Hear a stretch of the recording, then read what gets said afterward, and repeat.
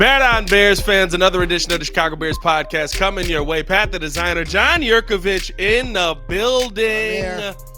The important questions being answered here, Jurk. Who do you got in the Drake and Kendrick debate? I don't care. Yeah. We got beef in hip hop, Jurk. Jurk, we got beef in hip hop. Beef in hip hop always gets too dangerous, doesn't it? Not always. Not West always. Coast, Sometimes it keeps the bar. I remember the 90s. West Coast, East Coast. This is more West Coast Toronto. What is this? Yeah, Canada. Yeah, West Coast Canada beef is a little different. I'll be honest, I don't care. I beat the crap out of each other. I don't care. I love the fact that you know that the beef is happening. It's happening, yeah. Why? And then again, you said, I said that it ended in death before. It's gunshots outside of a home. Yeah, this is true. Yeah, we don't know who shot them. Was it one of Drake's people shooting it outside his home? Or was it Kendrick Lamar? I believe one of the security ended up getting shot. So I hope he's okay in critical condition. But you see what I said? Yeah. So the point is that if you don't give a rat's ass about people warring with each other, then who cares? Maybe it'll disappear and go away. I don't care. I just love the fact that he had an opinion on it. Yeah. Jurk's got an opinion on anything you ask him about. There we go. I know it's That's how we do it. I know it's happening, but I don't care. Yeah. Whatever. Keeping the eye. You want to beat the crap out of each other, beat the crap out of each other. Keeping the eye to the streets. Let's hope it doesn't get to that because there you go. I mean, Kendrick coming in about 5'4", Drake a little bit taller. He's about Is he? Yeah, Drake got about a little beefier. He might have Drake's a little bit beefier. 5'8", 5'9" for Drake. Oh, tall. Not massive, but tall. In the gym. You know what I mean? The Lord always does giveth. If he's not going to give you height, he'll give you talent. We still talk about. Is that right? We still talk about the rap game here. No, I'm just saying. I'm just saying. If the Lord's not going to give you height, he'll give you talent. 5'4" and 5'8". You haven't really been blessed. You're not a Scandinavian Viking by any stretch of the imagination. Well, the rumor around Drake is that he has been blessed. That was the well, good for him. Going around the old timeline about a month ago, 2 months ago, something like that. Good for him. Let's keep this thing on. Let's get back into this. I love that we can start this off with anything. Hit that like button, subscribe to the page, Chicago Bears Podcast. Appreciate you guys for tuning in and showing love. Jurk, we got rookie minicamp coming up. We have actual kind of football being played on the field. Yeah, but they're playing in shorts and helmets. It's not really football at all. But it'd be nice. This is where the development starts to happen of relationships. The development of this team starting to come together, starting to figure out who they are, figuring out why they want to play for each other and why they want to play for Eberflus. So that's what this time is here for. The quarterback's got a lot to learn. Young players got a lot to learn. You want to be able to go out there and you want to be able to just play and not think. And early on, they're going to be thinking and not doing as much playing. So this is the process where you start the repetitions, the repetitiveness of the verbiage and the words. That way, once you get to training camp, everybody's got a chance to compete for whatever spot they're going to get. Absolutely love it. The Bears actually go out and sign a good group of undrafted rookies. I mean, 9 undrafted rookies here. Brendan Bates, Theo Benedict, Carl Jones, he's a linebacker. Jamari Chroma, defensive end out of James Madison. Peter LeBlanc, wide receiver out of Louisiana Lafayette. Keith Randolph Jr., defensive tackle out of Illinois. Big boy. We've seen him a couple times. He was Oppo of the first-round pick? Yes, big boy.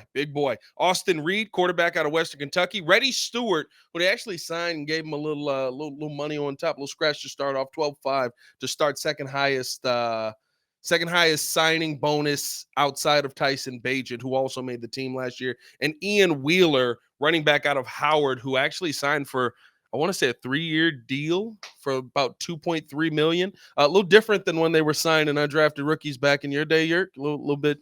2.3 mil for an undrafted rookie. They were. We had 12 rounds back in the day.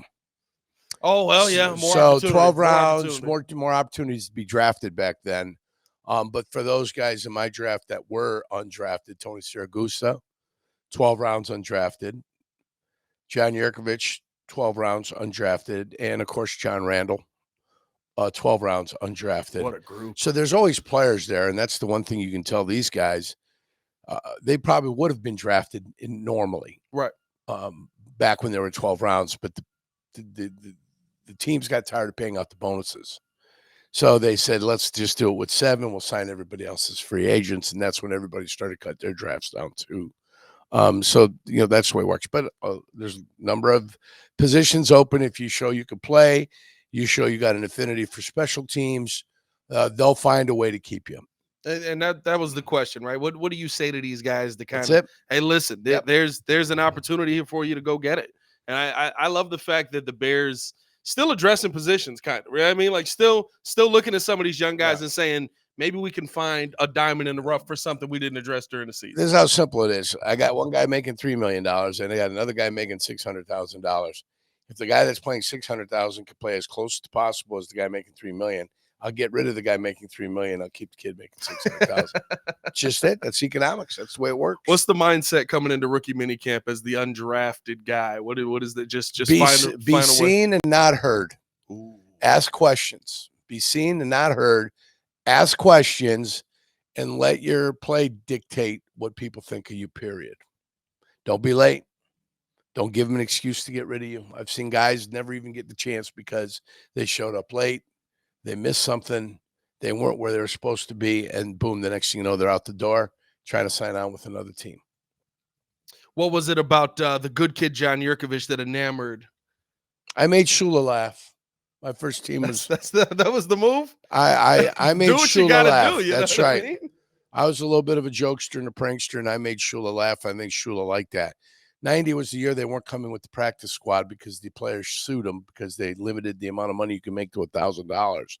Well, you're making $1,000 a week in New York. What are you making?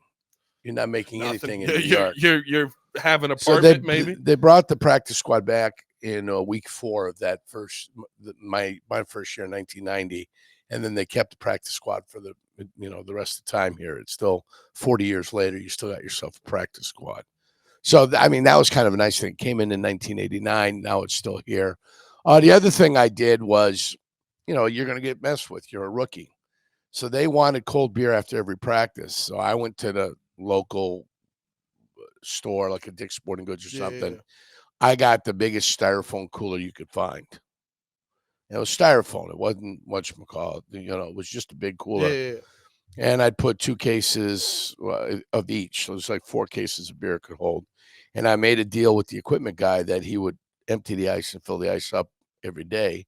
And obviously he can partake in the beers and everything like that. So I also bought cheap lawn chairs. That way they can set up outside of the Econoline 150 conversion van. And that would be in the back. We'd open it up. We'd all sit like gentlemen in the parking lot around the thing. And we'd all have beers between dinner, going to dinner, after dinner, before films. So, whatever I made sure that then they sent me someplace that I shouldn't have been. They sent you to the hood here? Louis Oliver played at the University of Florida, and Jarvis Williams, 2 safeties, said, Jurk, you're going on a rib run. You're going to pick up some ribs. Now, they've been in Miami. Right. They know where they're going. They gave me the address, knock on the door, take the money and put it through the bars. They're expecting you. They're going to open the front door. Then you're going to get this. It's going to be a cooler full of stuff. Right. He goes, you bring it back. He says, make sure you have honey. He says, make sure they put honey in there. I said, I don't know what the hell. So I said, hey, they said to make sure you got honey. He goes, the honey's in there. I got yelled at. And I said, all right. Got into my little Yugo. Because I rented a small car. I think it was a Yugo. Puttered around, got back to the facility, brought it in, and boom. They paid for it, right? Right. I just had to go pick it up. And then happiest people in the world I ever seen. I was going to say, I thought you were about to tell me that there was no honey in there. No, everything was good. I didn't get a rip. Not one.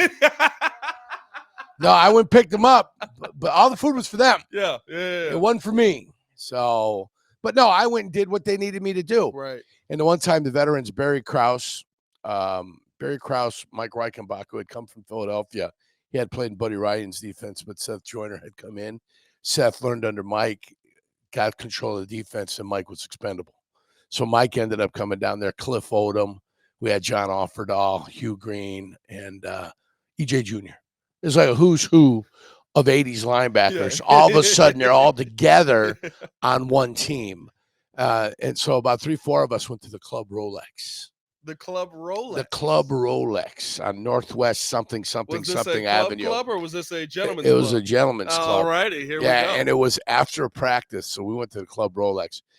Please check your weapons at the door. And then we are in there, and then we lost track of time, and it's like we got to go. So we get there, and we're late to the meeting. They're all in. Shula's at the front. Two of the assistant coaches, like Tony Nathan, was an assistant coach, and we had a special teams coach, was Larry Seipel, but there was another special teams coach also, and he saw us, and Tony saw us, so we just snuck into the back of the room quietly. And Sakanovich was my coach, and Alvin Dottie. They weren't in that first meeting, the big one with coach, when we go over today's film. They were separated already into our rooms to go over just defensive film, and we're going to go over our film. So they didn't see us come in late, but then Nathan's like, guys, quit screwing around. And then he pulled me aside, and he goes, you got no room to screw around. You can't screw around, because to make an example of them, they'll get rid of you. He goes, so you got to do it right. So that's the only time I even risked it. And it was like early in the afternoon. It wasn't even late at night. It wasn't a night curfew. It was an early afternoon curfew. It got a little away from you.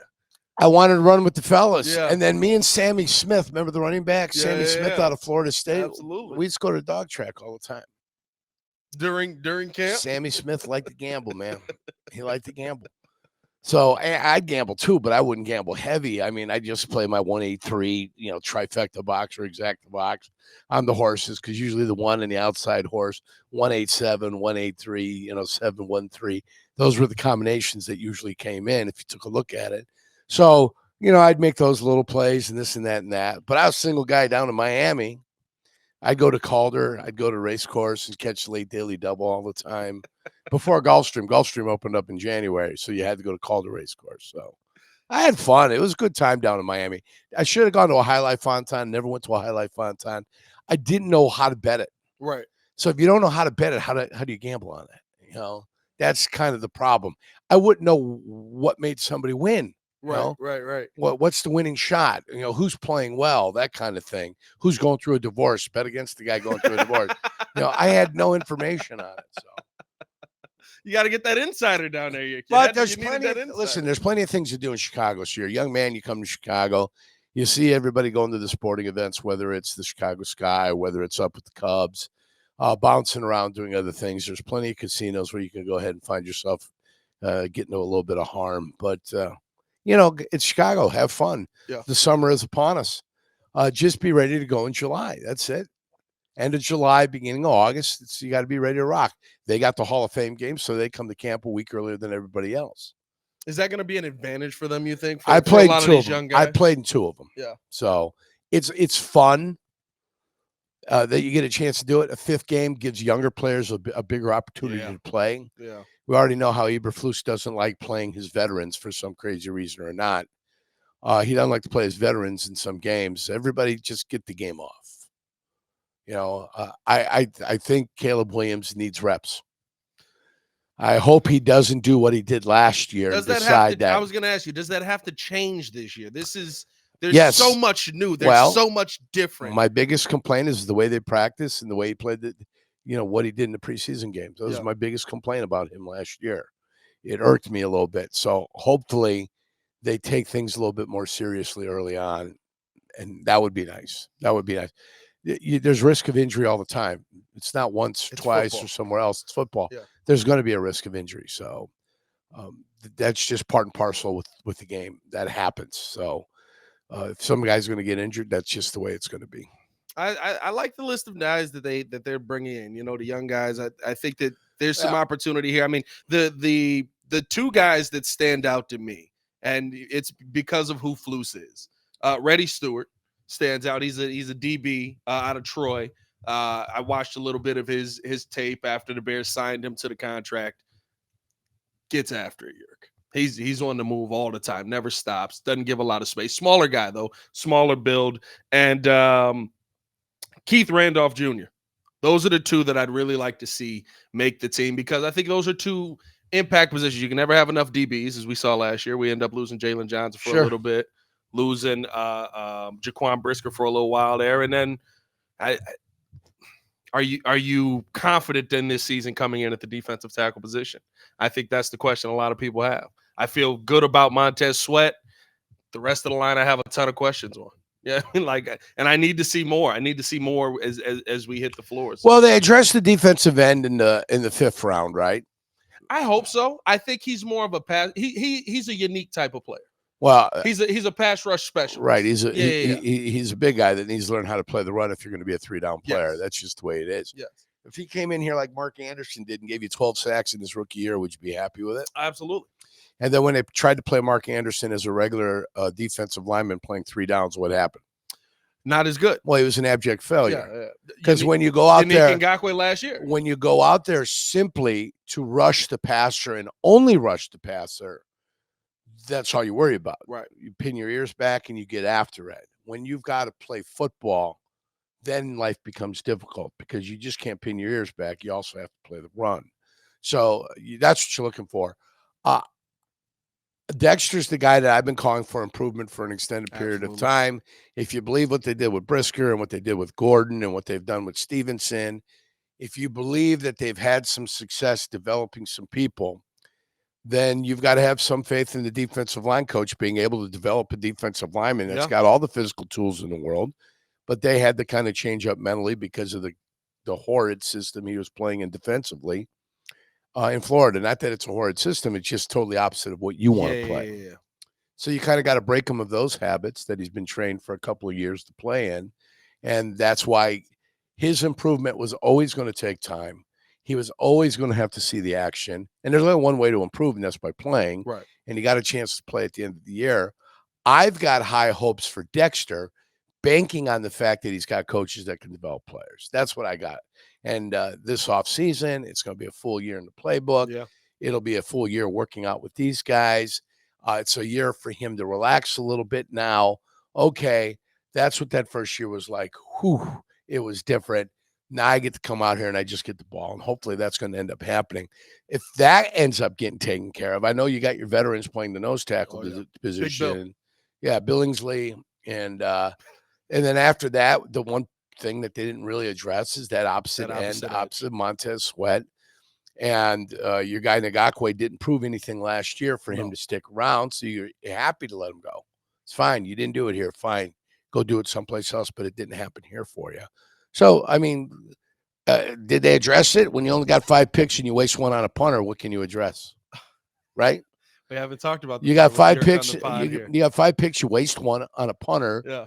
Then can you really address some of the things that need to be addressed? Then he ended up trading back in. So you were off. He knew he had to address it. He knew he had to address it. Yeah. So he went and he got himself a defensive end that he's hoping then to be able to develop. And we'll see. You were off the Friday of the punter fiasco when everybody was going at you on Twitter about your punter take. I always, you know what I say about Twitter? Where the idiots go to play. It's where the idiots go to play. So I like the idiots play. My favorite thing was I literally when the clip got put out on ESPN, I go, I'm waiting for you guys to say that Jurko doesn't know football. I can't wait for this. Did you ever? And the amount of comments underneath just going, well, nobody says he can't play football, but it doesn't mean that he's breaking down tape and he's what. And I was like, you have no idea what it's like to watch a football game. Well, I said it that Jurko. day. I crap more football out of my ass every morning than most people ever possess in a lifetime. Absolutely. And that's just the truth. They don't have to like that. Yeah. That's just the truth. And you ever go to the playground and you see that kid sitting in the sandbox eating sand and dirt? Yeah. That's people on Twitter. Just, you remember him? Yeah. You want to tell the kid, hey, quit eating the sand, quit eating the dirt. It's not good for you. But he just sits there with that glazed look in his eye, and he just sitting there eating sand and dirt. Those are people on Twitter. So, I mean, do you really care what they think? If you gave an estimation of how much just during your NFL career, not even after, how much tape you watched, how many hours of tape would you say that you watched in your NFL career? Too much. And you're watching tape of others. We always got a chance when you're looking and cutting the opposing team. You're looking at what the defense players are doing too. Right. You're looking on the way they relate, and you're seeing what guys are doing, what's becoming successful. There's not a archetype like specific to anything. There's guys that look 1,000 different ways, but can still find ways to be effective when on the football field. So, that's one of the first things that you end up taking and finding out. And then it's just technique. Yeah. It's little technique things guys do. Why does a guy never get in trouble? Why does a guy never make a mistake? Then you got to find out why that happens. What did he do? I always have a penchant for wrestlers. If Love a good wrestler. If I find a guy and I look at him and I see if he's got a wrestling background, then that explains some things to me. Why there's a little bit more discipline there, or why he doesn't make mistakes, why he doesn't put himself in bad positions. Probably because he had a wrestling background. Right. If I would have a stigma going into anything, it would be that I would always look for big men that probably had wrestling backgrounds. Tackles, for me, I'd draft nothing but tackles. Right. Nothing but that. Don Mosbar was a tackle. You know that, USC. Mm-hmm. They moved him to center when he was at the Raiders. Played center. Oh, you're saying because the skill set at tackle I'm allows just saying you to at be tackle, so, yeah. if I can play him at tackle, right, he can play tackle. Eventually, if he loses a little bit, I can move him into guard. Right. If he never has it, I can move him at guard. I'd never draft guard. I'd always be drafting tackles. If I was drafting over a 10-year period, you'd probably see me taking tackles and sometimes taking chances on tackles. I would draft a defensive lineman that had great feet that I didn't think was a great defensive lineman and convert him the way they did Mark Bortz, the way they converted James Williams, the big cat. Right. Defensive player they converted to offense. Justin Strelzik was a defensive lineman with the Maine Black Bears in 1990. Got drafted in the 10th round. They converted him to a tackle. Played 10 years in the league as an offensive tackle. And so there's a place. Cecil Gray was a defensive lineman they converted to an offensive line tackle. Why? He had great feet. Yeah. He had great feet. He was already athletic, can already use his arms. Now we got to teach him to slow down a little bit and to use some different technique. And they turned him into an offensive lineman. So that can happen. And that happens all the time. Most of the time, you're most unathletic. You're biggest, you're fattest, you're most rotund, end up on the offensive line. And that never changes for them once they go from high school to go to college. Right. Now, there's the exceptional guys that are built like a blank brick house, Joe Thomas, and others that are across the offensive line this year. Yeah, that look great. Massive. Yeah. I did not expect him to go in the second round. Yeah. But he's 6'7", 325 pounds. I've got my own convictions on what I like and where I like them. I like my receivers like Steve Smith. Right. It doesn't matter to me how tall they are, but will they fight for a football? Absolutely. Will they go after a football? How gritty are they? How wiry are they? That's what I'm looking for. I'm looking for a guy that wants the football, that demands the football, that gets the football. That's what I'm looking for. I don't like lopers, Lopers, not loafers, lopers. Guys that lope around the football, the long stride guys, those bother me a little bit. I need guys that can get in and out of breaks. I need guys that can separate. I need guys that got a little juice in them, a little wiggle, that can help my quarterback make the easiest throws possible. So, I mean, I do have kind of predetermining things. I'm probably not the best defensive back analyzer in the world. You know what I'm saying? Right. Okay. Because a lot of my film was 7-on-7. Right. 9-on-7. It was inside run. It wasn't all 22 all the time. Right. I wanted to dissect what was happening in the middle. So I would then have to hire some guys that were really good at the defensive back thing. Like my buddy Lenny McGill's been a scout in the league for the better part of, I'd say, 20 some odd years. If I was ever GM, I'd lean on Lenny McGill. I'd get him over and I'd put him in my department. Right. Have him run my department, because I always respected Lenny as a player, got the most out of his talent. And then, he's been in the league for a long time. But I think if you've got a weakness in certain areas, then you've got to find people that got strengths in those areas. So, and I'm sure Ryan Poles has surrounded himself with people like that. I love it. He must have. He surrounded himself with a punter that he loved too. He kept talking about. He's like, I'm like, he's getting anxious. He wants to trade up. He wants to go ahead. And Ian's like, calm down, Ryan. We don't need to trade up. We've got 5 picks. Sometimes you just let it play out. You know what I'm saying? And I think it worked out. Sometimes you just let it play out. And I think it was a lot of talk and a lot of jumping up and down for something that seemed very obvious from the beginning. they were going to take Caleb Williams. Yes. And if Rome Odunze was there at 9, they were going to take him. That's it. And that's exactly how it ended up playing out. Yeah. And all the numbers and all this and everything, 1, 2, 3, 4 went out the way people had kind of settled on it. Absolutely. 5 was a little bit different because Joe Alt went there at 5. 5 was a shock. They wanted to 5 protect, was a shock. They wanted to protect their quarterback, right? The next is Malik Jones. Then you got the other big Malik Neighbors. Thank you, Malik Neighbors. And the next one was Fushanu. Is that who went? No, it was the other big guy from J.C. Latham. Yeah, the big guy from Alabama. Latham. And then Michael Penix, Yerk. That's the one that's the stunner of all stunners. That changed so much of the draft. When Arthur Blank went in there and looked at Terry Fontenot, and he's like, what in the fuck did you just do? Yeah. And that's the conversation, whether anyone wants to believe it or not. I was going to say. That was the conversation. Yeah. Yeah. What in the fuck did you just do? Yeah. And he came back, and I'm going to tell you why. Atlanta's interior defensive line stinks. Yes. It was the worst in the league last year. Yes. Now, I don't know what they were statistically, the 2 defensive tackles on that team. I can tell you with my own eyes, they stunk. Yeah. They were terrible. We watched it here. And there needed to be massive improvement. And you would have thought they could have gone back and got the top 2 defensive tackles in the draft and made yourself a situation like John Henderson and Marcus Stroud for the Jacksonville Jaguars. You think the Jaguars worried about defensive tackle for the better part of 10 years when they had them? This is like the 04 through 14. Nothing. Maybe even 03 through 13. Do you ever think they worried about anything with Big John Henderson and Marcus Stroud in the middle? No. They worried about nothing. No. We need nothing. We're going to playoffs. That's what we're going to do. And we got 2 big, massive defensive tackles in the middle. Atlanta could have done that for themselves. But instead, quarterback. They didn't have to do it at 8. They could have called Minnesota and said, hey, right here, this is your chance. Come to us. We want your 2 picks. They could have gotten their 2 defensive tackles and said, we don't have to think about the biggest weakness on our team, which is defensive tackle, which may cause them problems still this year.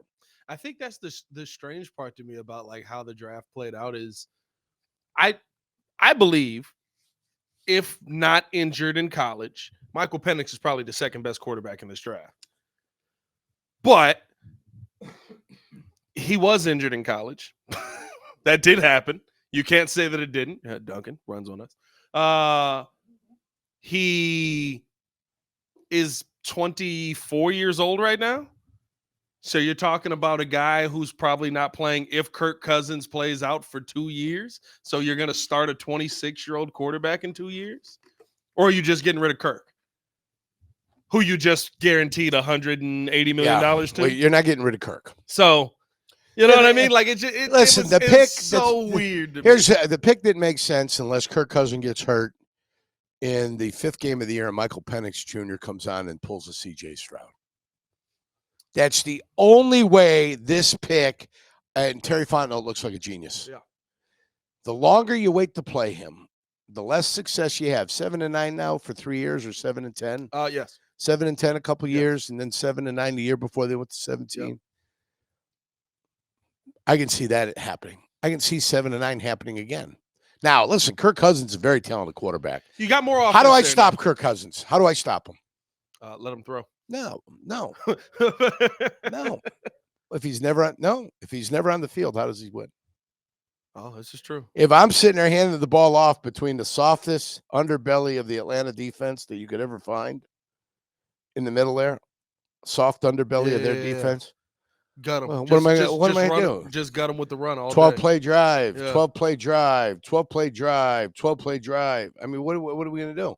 What is a great corner going to do against them handing the ball off? You're getting there late. There's nothing you can do. Right.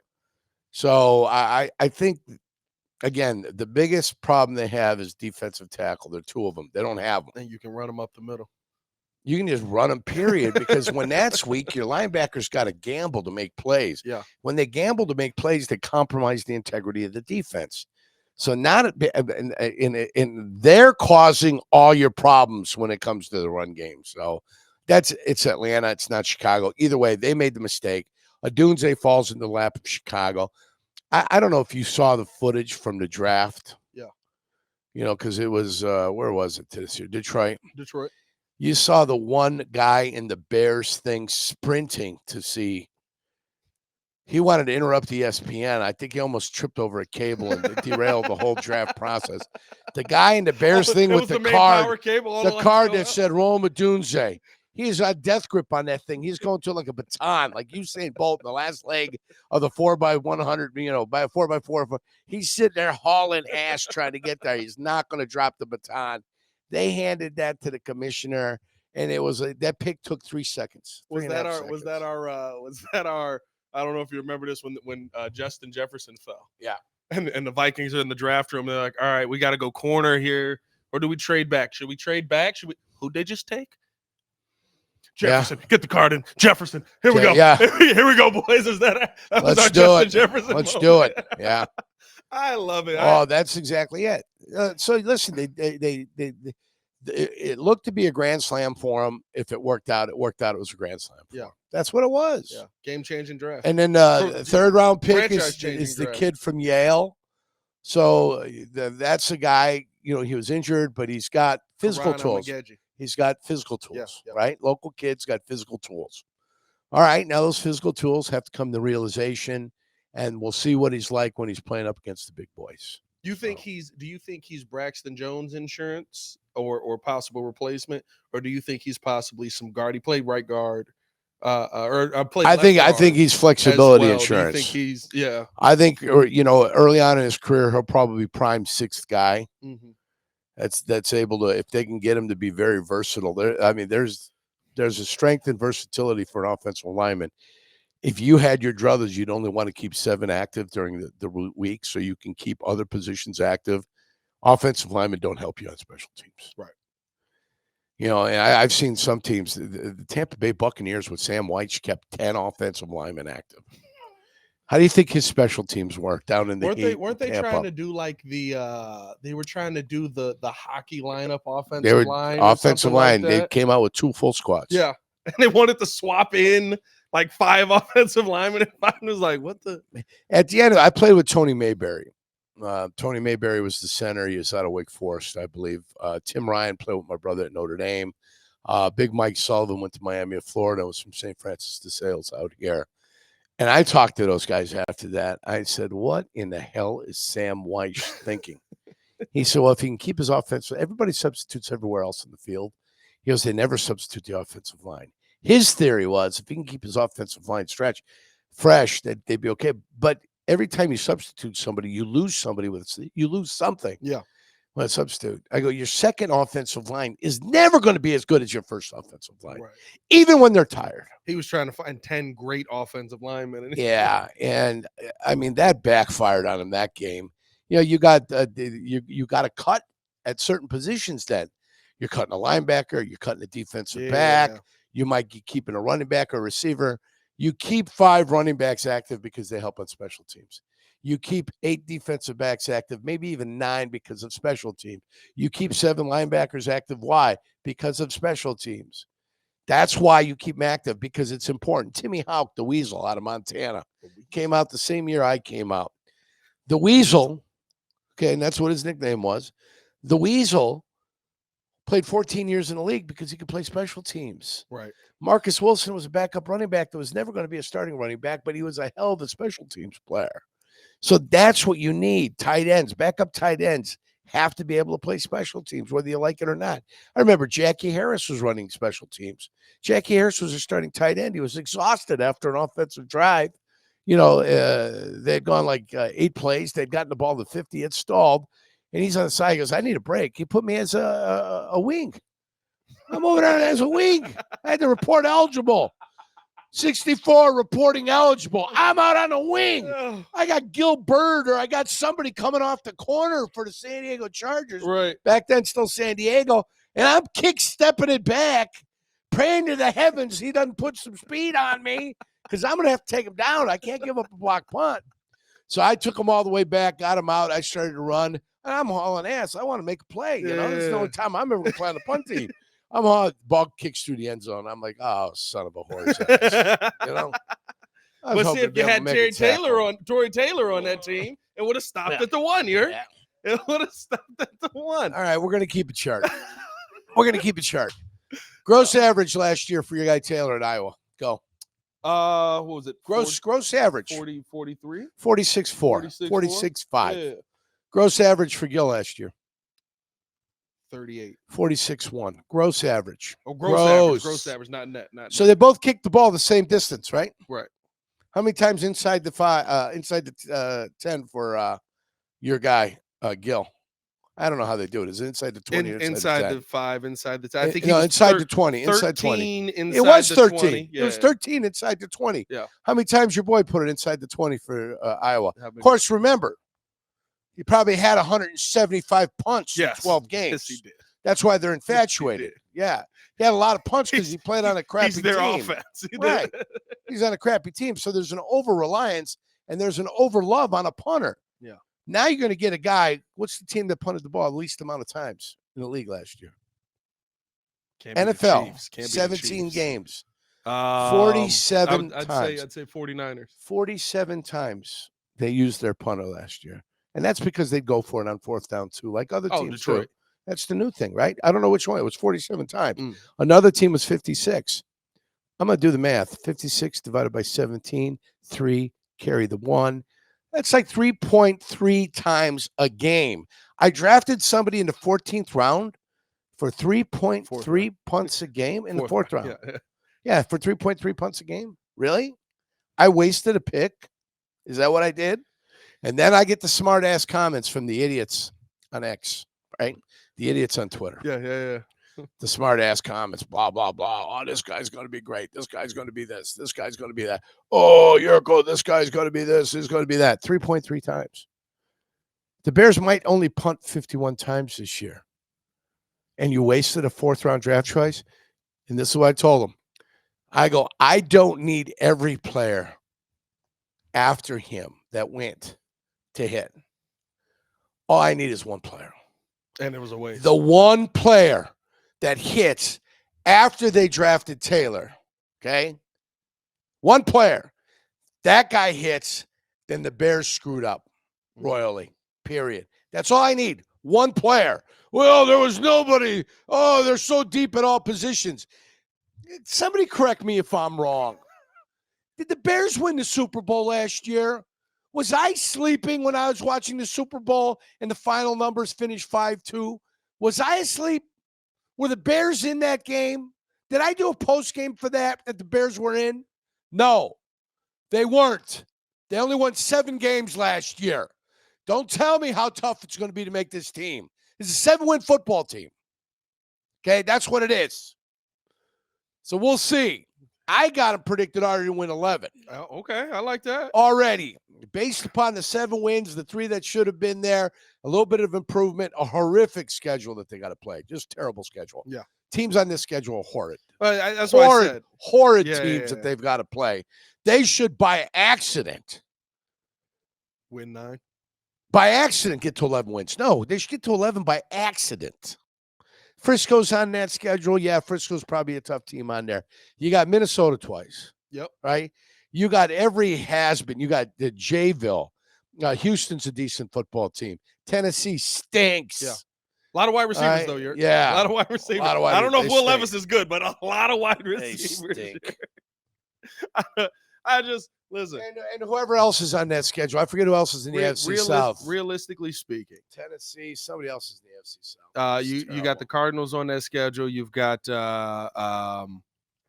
and without it pulled up in front of me, the Rams are on the schedule. Rams are on the schedule. AFC Yeah. West. Yeah. Without looking at that schedule in totality, you've got 4 offenses on there that I would say are elite that you have to play. One of them is Detroit, and you kind of figured them out last year. You play them ridiculously well. Yeah. So now you're talking about, I'd say the Rams. I'd say the Packers probably have it figured out with their offense. So it's 2 games. 2 games. Them. But same offense. And then you're talking about Frisco. Okay, so I'll give you 4 then. And Houston, if Houston can do it again. Yeah. So you got 4 offenses that you really are worried about in a 17 game. 5 games. 5 games. Yeah, 4 offenses, 5 games. You should be able to find some wins. Well, that's what I'm saying. Even if you lose all those games. Yeah. You go 0-5 in those games, you can't tell me you can't go 11-1 in the rest of the crap that you have. Yeah. And the punter will be a part of that, or three punts a game. 3 punts a game. If Caleb's worth anything, it's going to be 3 punts. That's the hope. That is the hope. 4th rounder. And here's this was my thing. This was my thing. And it's nothing personal against the kid. I like the fact that he's Australian. Good for him. They're athletes down there. Hey, they're athletes down there. Oh yeah, they're a rougher brand. No, they're a tough bunch. Rugby guys. Isn't that the am I Australian rules football down there? Yeah, I don't know if you get after it. I don't know if you've ever seen a 40-meter hand pass, but I have in my life. Oh yeah. Still talking football? No, Australian rules. Oh, you know, okay. When they get it to the middle, the little guy with the white hat comes in. He goes through the middle. If he kicks it through the outside post and the big post, the guy comes up to the referee and he goes, only through one upright, worth 1 point. Right. This one's worth the 6 points in the middle. Oh, you've never seen Australian I'm not an Australian rules football it's guy. Fantastic. I can sit down with him and talk Australian rules football. There's a movie that came out in the 80s called The Club.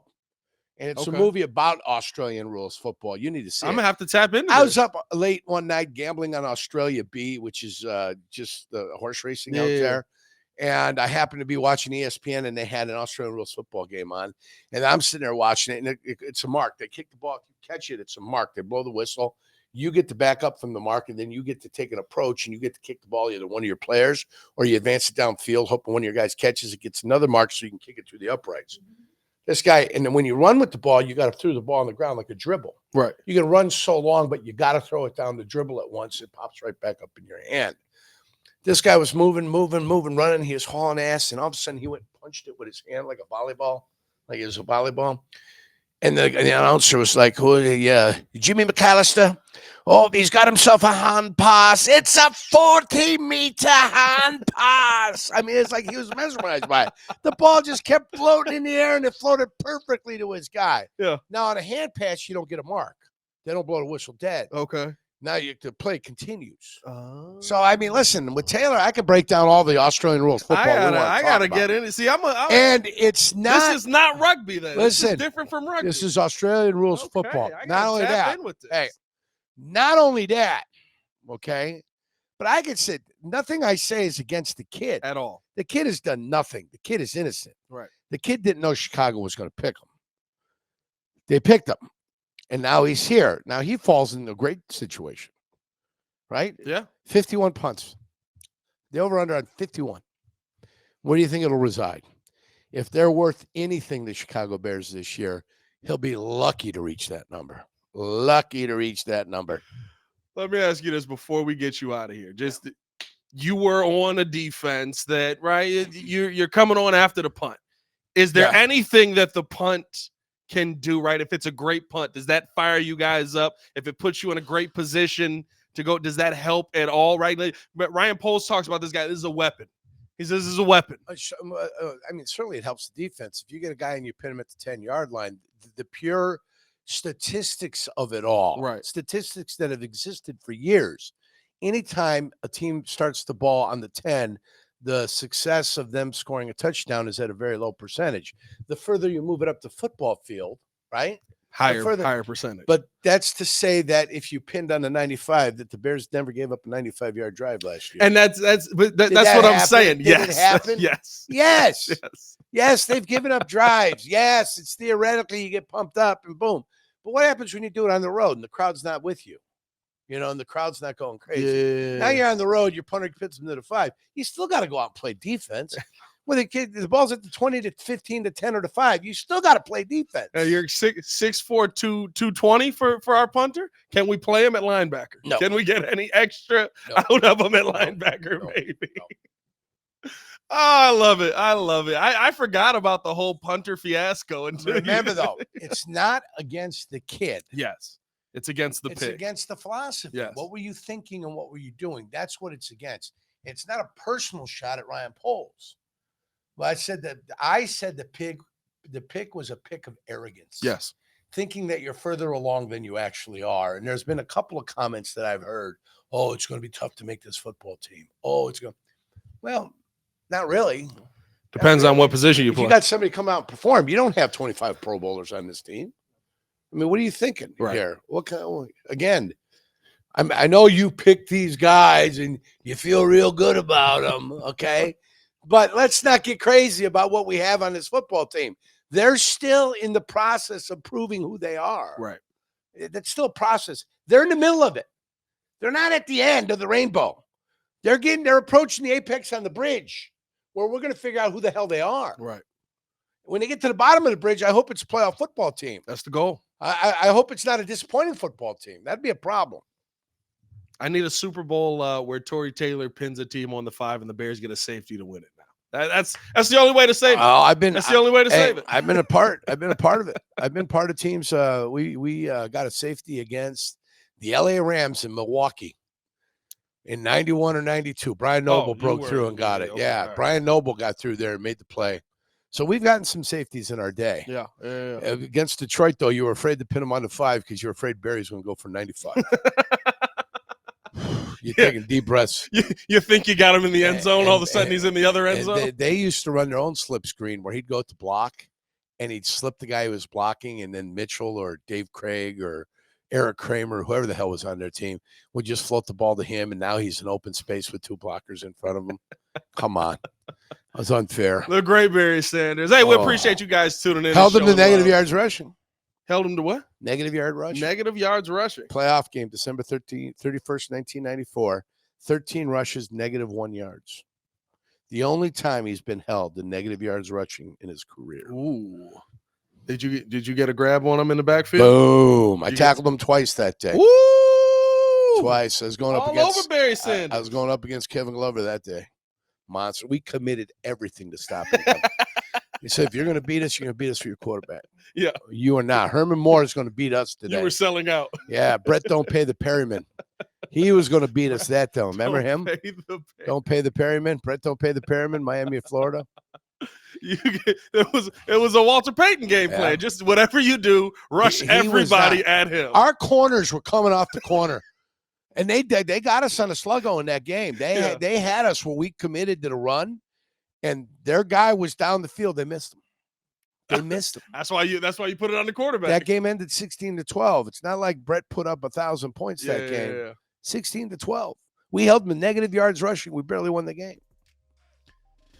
There you go. He was that great. Yeah. He was that great. There you go. Yerk, appreciate you coming through another week. As always, hit that like button, subscribe to the page. 51 punts. 51 punts, 4th rounder.